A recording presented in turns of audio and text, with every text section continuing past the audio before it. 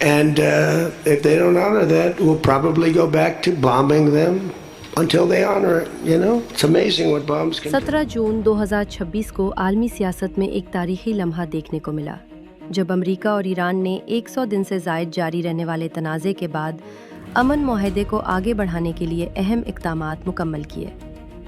Islamabad memorandum के नाम से मारूफ इस मुआहदे पर अमरीकी सदर डोनाल्ड ट्रंप ने फ्रांस के तारीखी महल वर्साय में एक खुसूसी अशाइये के दौरान दस्तखत किए, जिसकी मेज़बानी फ्रांसीसी सदर इमैनुअल मैक्रोन ने की। दस्तखत के बाद ट्रंप ने कहा कि ये मुआहदा हासिल करना आसान नहीं था। This was not easy, I can tell you. ताहम उन्होंने खबरदार भी किया कि अगर ईरान ने मुआहदे की खिलाफ वर्जी की तो अमरीका दोबारा सख्त कार्रवाई कर सकता है। Memorandum of understanding. If I don't like it, if they don't behave, we'll go right back to dropping bombs right smack in the middle of their head.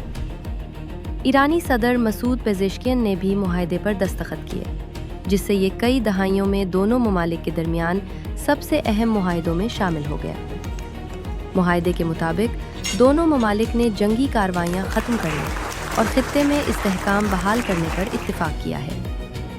Iran ने आबनाए हरमुज़ में महफूज बहरी आमदोरफ्त बहाल करने और जौहरी हथियार ना बनाने के अज़्म का इआदा किया है। इसके बदले अमरीका मरहलावार पाबंदियाँ नरम करने, मुंजमद ईरानी असासों तक रसाई देने और ईरान की मुआशी बहाली के लिए $300 अरब तक के तामीर नौ प्रोग्राम की हिमायत पर आमादा हुआ है। मुआहदे का एक अहम नतीजा ईरानी तेल की बरामदात पर आयद पाबंदियों में नरमी और अहम बहरी रास्तों की बहाली भी है, जिससे आलमी तवानाई मंडियों पर असर पड़ सकता है।